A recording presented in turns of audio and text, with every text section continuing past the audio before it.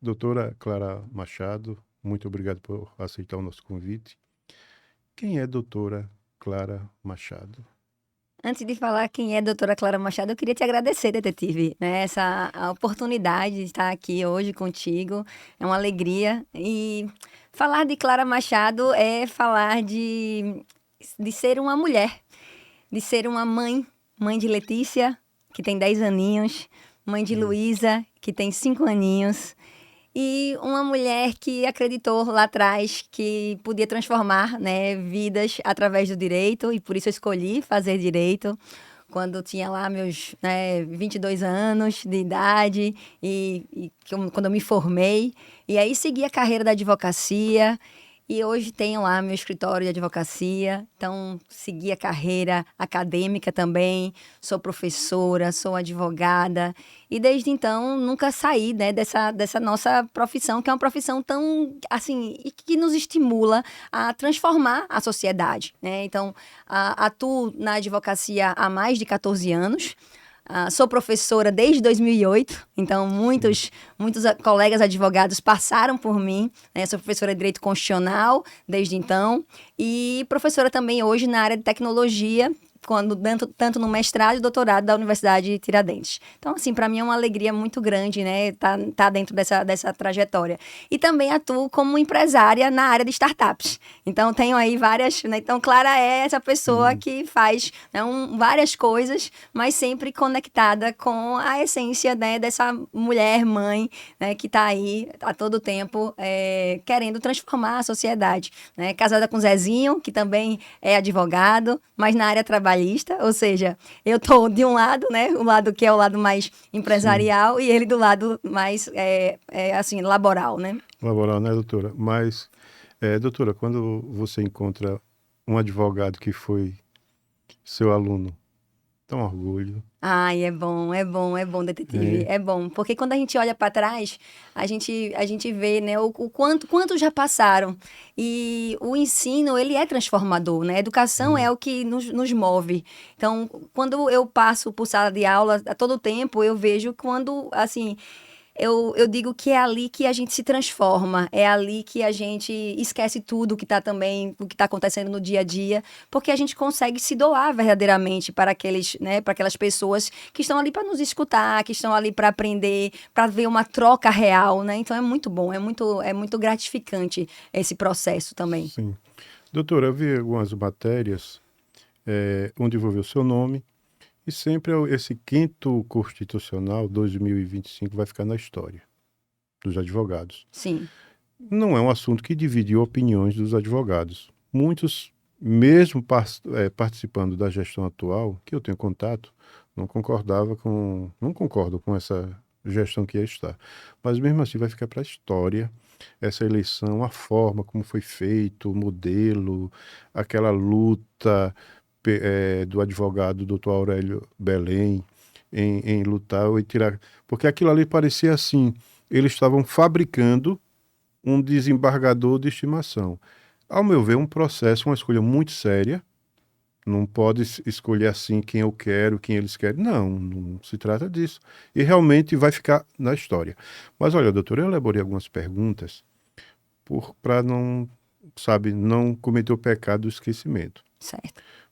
Mas uma delas me chamou a atenção. Olha, doutor, olha, quando a senhora percebeu que o processo eleitoral dentro da OAB Sergipe havia deixado de ser jurídico, passando a ser político, ou quase pessoal, porque o seu nome, você fez a candidatura, né, o registro de candidatura, e eles, por questão pessoal, e caço, Deixa eu só explicar, sim, detetive, porque são duas situações distintas, né? Aí, sim, assim, muitas pessoas também não entenderam bem o que foi que aconteceu por conta do tempo.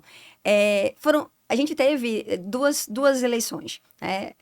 Todos sabem que eu participei como candidata, né, à presidência da OAB nas últimas eleições. 2024. Isso, eu fui candidata, né, à presidência da OAB, participei e fiquei na segunda colocação, lá atrás.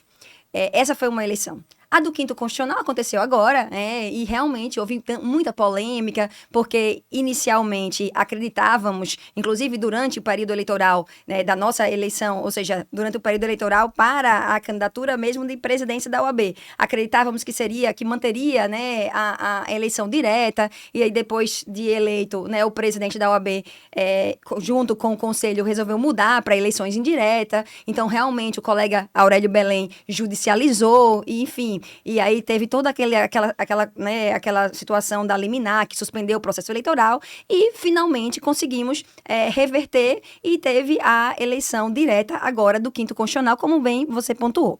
Então, as eleições do Quinto Constitucional aconteceram, e tivemos aí, né, enfim, um pleito que foi democrático, justo, e finalizamos esse pleito, temos a lista sêxtupla já com o tribunal, e foi tudo bem, né, graças a Deus aconteceu tudo bem, e temos aí os 6 nomes já no tribunal, para o tribunal decidir para a lista tríplice, e depois o governador escolher quem vai nos representar aí na advocacia. Esse foi um processo. Essa situação que você está fazendo referência refere-se ao meu processo, à minha candidatura lá atrás, por incrível que pareça, enquanto candidata à presidência da OAB, há um ano atrás. E veio agora? Pois é, há um ano atrás. O que foi que aconteceu? Lá atrás, durante o pleito, tivemos algumas representações eleitorais. Tanto nós representamos eleitoralmente, né, teve representação eleitoral contra as chapas, e tanto as chapas também nos representavam eleitoralmente. Representação eleitoral normal de um processo eleitoral. Só que quando terminou o processo eleitoral, nós acreditávamos que não teria mais, né? Zerou tudo, acabou. Assim, o certo seria termos as respostas tempestivamente, ou seja, lá atrás, né? A gente terminou a eleição lá em novembro, enfim, a gente acreditava que teria no máximo dezembro, janeiro, ou seja, teria lá atrás. Mas um ano depois, inclusive eu estava em um evento lá em Minas Gerais, que eu seria, né, eu participaria como palestrante e tal, eu recebo lá um e-mail com o resultado de várias representações eleitorais, e dentre elas, uma representação eleitoral específica em que eu tinha tido a cassação do meu registro de candidatura, né, da Chapa 5, uma multa de 10 anuidades. Quanto uma anuidade? 10 anos, o valor? Foi perto de um salário, mil reais mais ou menos, né? Sim. Perto de mil, acho que é 1.000 e poucos reais. 10 anuidades, e também deixando claro que eu tinha praticado fake news. E isso tem um impacto grande. Por que tem um impacto grande? Porque quando você tem uma condenação por fake news, você fica impedida, fica inelegível para qualquer outro cargo, né? Ou seja... Na ordem dos advogados. Exatamente. Esse é um grande impacto. E eu fui acometida por essa decisão. Assim, eu fiquei espantada com essa decisão um ano depois. E o porquê do espanto com essa decisão? Porque essa representação eleitoral foi uma representação eleitoral que foi decidida monocraticamente. Ou seja, não houve, dentro do processo, dentro do procedimento, não houve uma decisão da comissão, propriamente dita. O procedimento transcorreu em sigilo, então o processo foi sigiloso. Foi uma decisão monocrática. Foi uma decisão em que não houve contraditório e ampla defesa. Então, assim, com total violação a todas as garantias processuais possíveis dentro da nossa classe, dentro da ordem.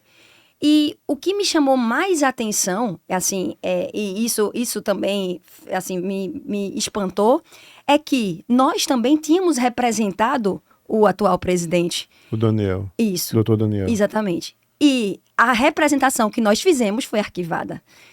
E foi arquivada pela mesma motivação, ou seja, o arquivamento deles foi que nós seríamos parte ilegítima, nós não teríamos legitimidade para representar eles. E essa mesma motivação foi dada de maneira contrária em relação a gente. Ou seja, eles são parte legítima para nos representar. Daniel é parte legítima para representar Clara. Mas Clara não é parte legítima, Clara e outros, porque não foi essa representação especificamente, não era somente Clara. Era Clara, era Davi, era Arthur, eram outros advogados. Não foi eu somente que representei. Foram alguns advogados que representaram, Sim. porque era pré-campanha isso. Era um momento pré-eleitoral. Enfim, e eu realmente fui acometida por essa situação, que foi muito grave, muito grave. 1 ano depois, eu recebi uma notificação dessa, me causou muito espanto, Dói na alma, né, doutora? Essa sim, essa sim, essa sim. Doutora, então, quem cassou o direito de você disputar a eleição, naquele momento, foi o atual presidente. Ele tomou a decisão, foi ele a pessoa dele? Não, foi o presidente da comissão eleitoral da época. Ainda mantendo a mesma comissão eleitoral, detetive, que conduziu o processo eleitoral da época. Mantém a mesma comissão eleitoral, entende? Sim. A comissão eleitoral da época, o presidente da comissão eleitoral da época é que dá a decisão. Foi ele, monocraticamente, que decidiu. Foi ele, monocraticamente, que decidiu.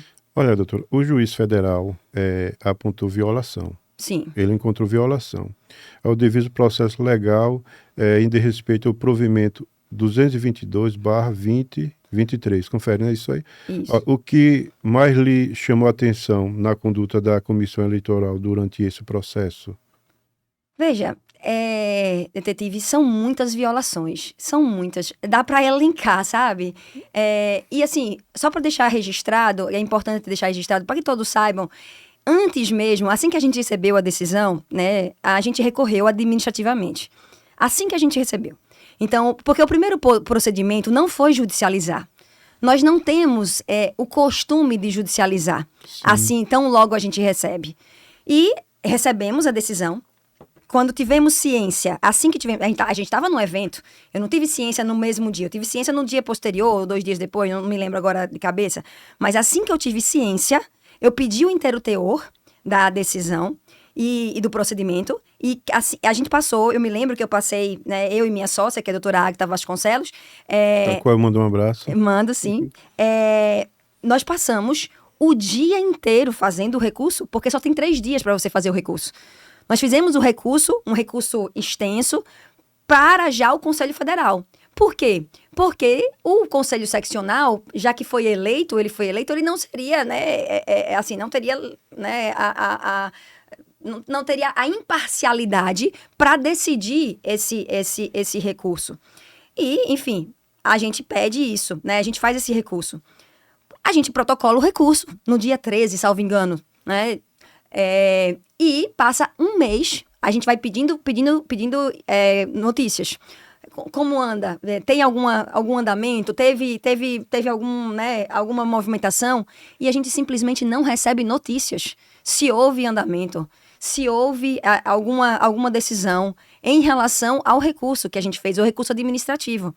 Então, o silêncio também administrativo gerou a necessidade de nós judicializarmos, que até então nós não tínhamos judicializado. E aí, dentro desse lapso de tempo, a gente, para piorar a situação, detetive, a gente faz um pleito, a gente faz um pedido de nós queremos ter acesso a todos como o procedimento correu em sigilo, sim, nós queremos ter acesso a todas as nossas representações eleitorais. Tudo que tiver no nome de Clara, nós queremos ter acesso.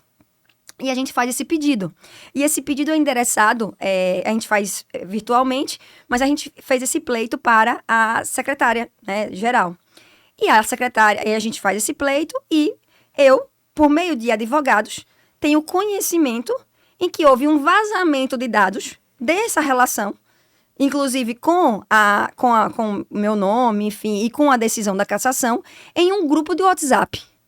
Ou seja, para piorar a situação, ainda houve o vazamento da informação, da decisão da cassação e de toda a relação dos meus processos em um grupo de WhatsApp chamado Notícias, tal.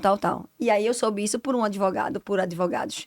Então, isso tudo piorou. Ou seja, eu não tinha acesso às informações, mas há uma desordem interna, administrativa, inclusive de violação à própria Lei Geral de Proteção de Dados, né? Porque isso mostra uma ausência total de governança, uma ausência total de, né, enfim, né, de accountability, enfim, de qualquer tipo de governança mesmo, interna.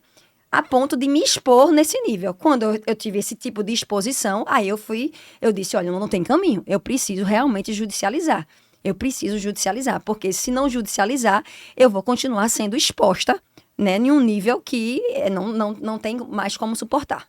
Doutora, agora, situações outras, vindo de advogados, pessoas que são estudiosos da lei, dói para você que é atuante no direito. Porque, olha, o que foi feito, se fosse em outro OAB, quando vocês estão no calor da emoção, pedindo voto, tudo bem. Venceu, zera tudo. Agora, essa OAB de Sergipe é diferente. Eles agem com os colegas com o fígado cheio de ódio. Só pode. Porque depois de um ano, aí veio essa decisão de perseguição, que muitos advogados entendem assim, que a doutora vem sendo perseguida, e ainda mais esperando o resultado, ficou sabendo em um grupo de WhatsApp. Sobre esse vazamento do grupo de WhatsApp, a doutora tomou as providências para saber quem foi o autor que vazou os dados do processo. A gente já tomou as providências, todas as providências. Detetive, sinceramente, nem entro, nem quero crer que há uma perseguição. Sinceramente, eu nem quero crer nisso. Não quer acreditar, difícil, né?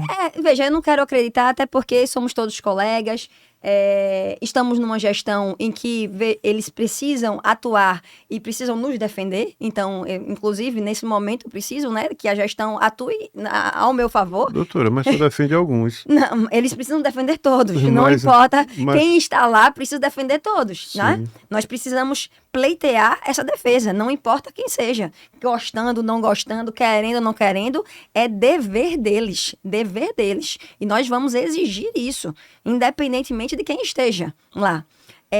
Esse vazamento ocorreu por parte da secretária-geral. Foi a própria secretária-geral. Então, a gente sabe que foi a própria secretária-geral, então tá lá, tá exposto isso no processo, então isso aconteceu.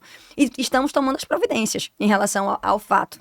Mas o que nos espanta não é somente isso, é a falta de empatia mesmo, a falta de cuidado, a falta de resolutividade das ações. E não somente isso, a gente precisa, tecnicamente, que isso não ocorra mais em um outro processo eleitoral. Por quê? Porque o que de fato aconteceu foi um grande abuso de direito. Um presidente da comissão eleitoral não pode agir dessa forma. A comissão eleitoral não poderia permitir que isso acontecesse. De forma alguma. Então, se a gente tem uma comissão eleitoral que permite que isso aconteça, já há, na verdade, uma percepção de vício na própria comissão e no próprio processo eleitoral, se a gente parar para refletir. É claro, porque se há uma série de ilegalidades já apontadas nessa conduta, que é uma conduta que está sendo aí, né, obviamente, a gente não tem uma decisão definitiva, detetive, não é uma decisão definitiva, mas a mácula de ilegalidade foi reconhecida liminarmente pela flagrante demonstração de vícios que aconteceram nesse procedimento. Com qual razão não escutar, não permitir as provas? Com qual razão não permitir com qual razão o processo seguir em sigilo absoluto? Não existe razão, não existe motivação para tudo isso acontecer. Entende? Então, assim, e veja, me dizer a fundamentação. Eu sou professora, Eridane, isso para mim foi muito forte. Eu sou professora há muitos anos, como eu disse, né? Desde 2008. E eu estudo desinformação desde 2019. Eu sou uma pessoa que estuda desinformação. Então, tipo o fake news. Fake news. E eu ser condenada por prática de fake news por algo que eu não cometi, veja, é tão abusivo, é tão vil. Chega a ser realmente assim, muito baixo, sabe? Nesse aspecto, de fato, tira um pouco do limite sai do limite do razoável. Porque, veja, qual foi a condenação? A condenação por fake news. A condenação por fake news foi pelo fato das notícias, na verdade, daquele movimento em relação às contas da OAB. Né? Não teve na época das eleições, sim, existiram, né, algumas críticas que foram feitas em relação às contas da OAB, à ausência de transparência das contas da OAB. Foi feito um relatório, né, uma auditoria, tal. Em momento algum, existiu nada que fosse afrontoso, né? Que, veja, inclusive existe uma decisão da própria Justiça Eleitoral pedindo mais transparência, pedindo que as contas fossem, né, apresentadas. A gente não fez nada além do que nós, advogadas, podemos exigir da OAB, que é de transparência. Haja em conformidade. Se nós não pudermos fazer isso para nossa casa, o que é que nós vamos fazer? Vamos viver amordaçados, sem poder opinar, aceitando tudo, rindo? Não, hajam de acordo. É isso que eu disse, assim, não estou aqui dizendo que nós sofremos perseguição, de forma alguma, não queremos isso. Nós queremos que cada um haja de maneira coerente, de maneira justa, de maneira... veja, atue, faça o seu dever. Você não quer estar lá? Você não quer ser, né? Não quer estar no conselho, não quer ser presidente, não quer ser secretário, não quer ser... Seja, mas atue em defesa da classe. É isso que se espera. Doutora, em algum momento a senhora chegou a temer que a cassação fosse definitiva e que o sistema realmente conseguisse silenciá-la? Houve alguma situação nesse momento? Sinceramente, detetive, não. Eu não tenho medo do silêncio porque ninguém vai me silenciar nunca. Ainda mais o sistema OAB nunca vai me silenciar. Até porque eu nem dependo dele, né? Eu não dependo dele. Eu não dependo dele por vários motivos, né? Por vários motivos. Primeiro porque eu tenho tem uma frase que me acompanhou durante todo o processo eleitoral. Quem se conhece não se ofende. Então, eu tinha plena convicção e tenho plena convicção do que eu fiz durante todo o percurso. Então, veja. Clara, você cometeu fake news? Nunca cometi. Eu nunca tive nenhum ato desinformativo. Nenhum. Todas as minhas posturas, foram muito coerentes. Foram muito, assim, muito ponderadas. Então, medo de uma cassação, veja, poderia até ter uma cassação por meio da própria OAB, de maneira administrativa, mas eu acredito muito na justiça. Então, acredito que, se tivesse, teria uma reversão judicial, como provavelmente nós vamos ter uma reversão judicial. É o que se acredita. Doutora, depois dessa decisão judicial favorável, você acredita que eles vão seguir adiante, vão recorrer da decisão tomada pelo juiz? Então, sinceramente, detetive, eu não sei quais serão os desdobramentos internos. Sinceramente, eu não sei. Eu quero crer que haverá um reconhecimento dos erros, quero crer que haverá um reconhecimento das falhas, porque, como eu disse, são tão evidentes. E veja, eu, no lugar do presidente, do atual presidente, colocaria a mão na consciência, veria o processo, porque quem entender minimamente de processo civil sabe de todos os equívocos que ali estão presentes. E, obviamente, eu não recorreria da decisão, mas é uma decisão da própria OAB. Então, não é algo que eu possa interferir. Quer recorrer, nós vamos recorrer também, né? Vamos acompanhar o processo. Se eles recorrerem, só podemos entender que é perseguição. Porque isso vai ter... Ou por a vaidade deles. Detetive, não tem como, assim, a gente... eu, sinceramente, como eu disse, eu nunca vou te dizer que é perseguição. Porque são sempre subjetividades. E subjetividade, a gente não tem como dizer se é uma coisa ou outra. Não sei. Pode ser que tenha aí algum entendimento diverso, que eles entendam que de fato aconteceu. Não sei. Né? É uma estratégia. A vida, veja, eu sempre enxergo a vida como um jogo de xadrez. E no jogo de xadrez, a depender, né, de como você jogue, você pode querer matar numa jogada, e 3 jogadas você mata, né? Isso. Ou você pode render um pouquinho mais. Doutora, a senhora acredita que essa decisão judicial expõe um modus operandi dentro da OAB Sergipe de perseguir quem não segue a cartilha da atual gestão? Eu vou continuar dizendo que não entendo pela perseguição, né? Eu acho que essa Vamos dizer decisão declínio, mas se quiser declínio. é uma decisão que, infelizmente, traz uma exposição e eu gostaria que a decisão fosse pedagógica para que não tenhamos isso no outro processo eleitoral.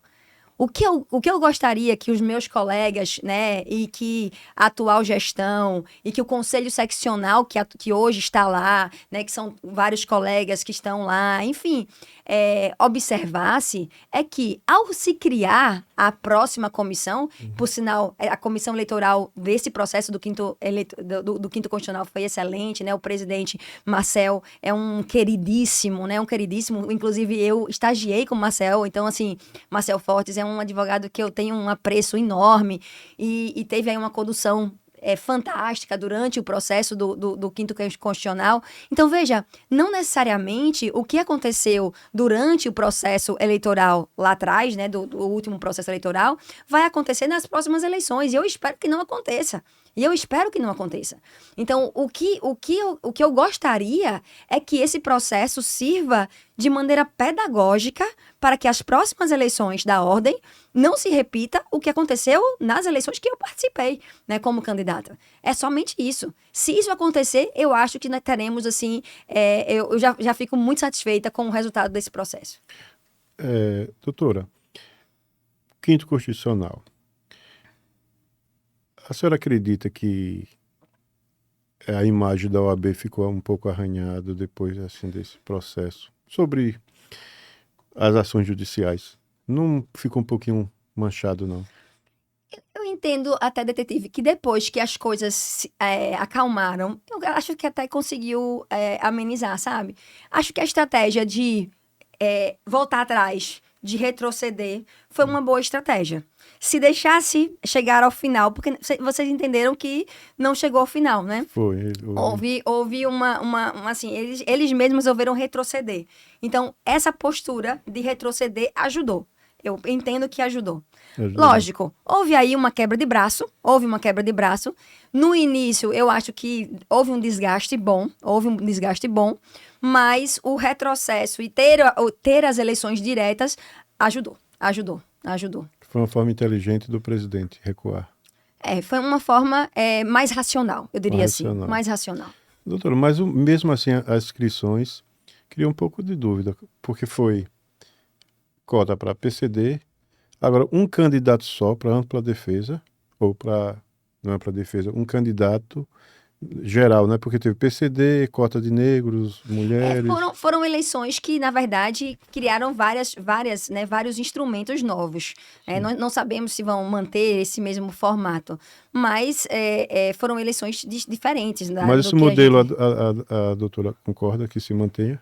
É um modelo interessante, pensando na política de cotas. Eu não acho um modelo, eu considero um modelo bom, eu considero um modelo interessante. Mesmo assim, só um pode concorrer?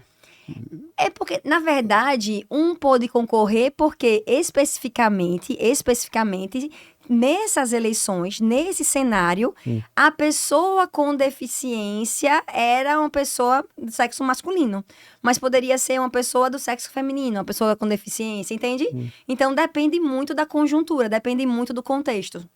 Mas muitos estavam comentando, porque nos bastidores já sabe como é que conversam.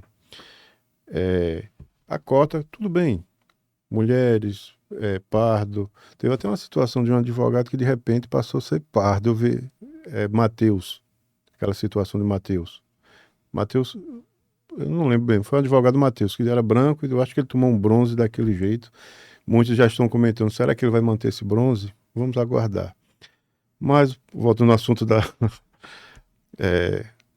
Mas, salvo engano, enfim, na verdade, eu não acompanhei essa situação especificamente, mas, salvo engano, o Matheus, ele sempre se declarou como pardo.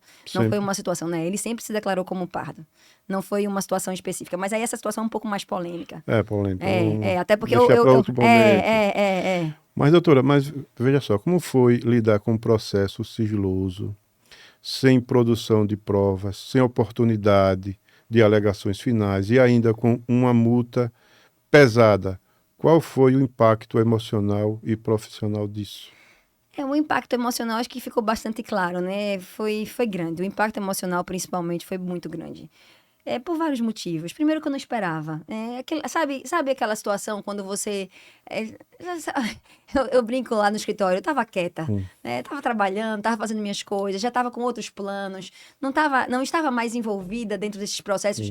O único processo que eu, de fato, iria me envolver justamente por razões de ter, né, compromissos no sentido assim, né, de envolvimento mesmo pessoal com candidatos que eu gosto, né, como o Fabiano Feitosa, como o Vitor, como Tatiana Silvestre, são pessoas que eu já estava bastante envolvida, né, então antes mesmo, durante a minha campanha, então eu já iria me envolver necessariamente para a campanha do Quinto Constitucional. Tirando isso, eu não queria mais me envolver com essa parte política de ordem.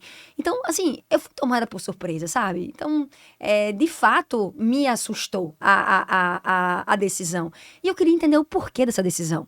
E me parecia que era isso. Me parecia que era ou para não participar desse processo do quinto eleitoral, do quinto constitucional, ativamente, ou por algum motivo que eu desconhecia.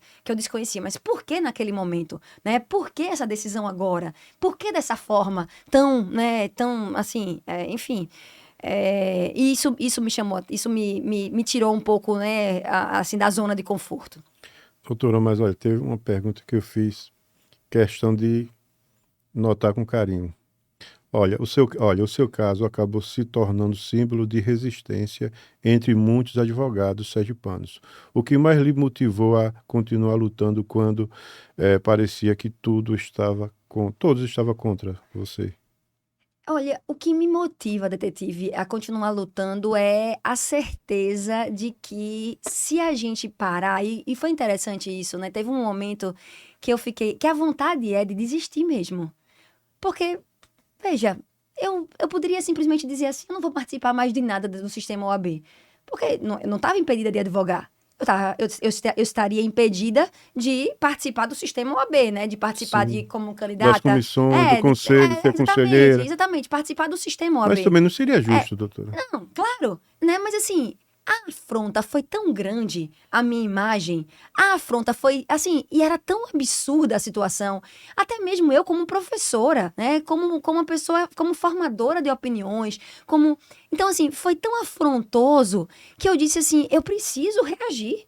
Eu não posso. E veja, e não somente em relação a mim, em relação a todos que acreditaram no projeto, as pessoas que estavam comigo na chapa, né? As pessoas que acreditaram, a todos os que votaram em mim. Eu não podia simplesmente me calar. Então, eu precisava resistir, eu precisava tirar forças de onde não tinha, né? É uma coisa assim, é difícil até falar, mas é detetive. Eu fazendo a peça, a ação, porque a defesa, o Mas recurso... conseguiu fazer? O recurso Ou foi uma colega que fez? Não, foi a Agatha que fez o recurso comigo, mas a ação eu precisava fazer, assim, por uma questão mesmo, eu mesma, eu precisava enfrentar isso, sabe? Eu fui redigindo, né? Ela fez uma parte, mas eu fui redigindo, ponto a ponto, ponto a ponto. E eu me lembro que, em alguns momentos, eu até vomitava, de tão difícil que era, né? Encarar esse processo. E essa resistência, era uma resistência muito pensando assim, a gente precisa enfrentar. Porque se a gente não enfrenta, a gente também... E eu digo pra você, no momento que eu protocolei, sabe um alívio? De dizer assim, eu fiz a minha parte. Eu fiz a minha Sensação parte. gostosa, né, doutora? Eu fiz a minha parte. Agora, a justiça faça dela. Sabe? Porque pra mim é indiferente. Ah, Clara, me perguntaram, Clara, você não vai querer uma indenização da OAB? Eu não pedi nada. Eu não pedi nada. Eu não quero 1 centavo da OAB. Eu não quero R$1 da OAB. Eu só quero que as coisas sejam feitas com justiça. Eu só quero um país democrático. Eu só quero que a OAB haja em conformidade com a Constituição. Eu sou professora de Direito Constitucional. Eu não posso permitir que um sistema eleitoral ele continue sendo feito dessa forma. As coisas têm que ser corretas.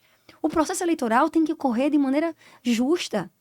E veja, isso é para o próximo colega que for concorrer. Eu não estou falando nem de mim. É para as próximas pessoas que vierem, né, participar do processo eleitoral. Eu não estou pensando em mim, Clara. Eu estou pensando nos próximos. E isso é muito importante, até mesmo pedagogicamente falando. Então, o que eu digo para você é, a resistência, ela vem disso. Se a gente tiver um bom resultado nesse aspecto, se tiver um reconhecimento, eu digo, olha, para mim, a missão está cumprida. Cumprida, né?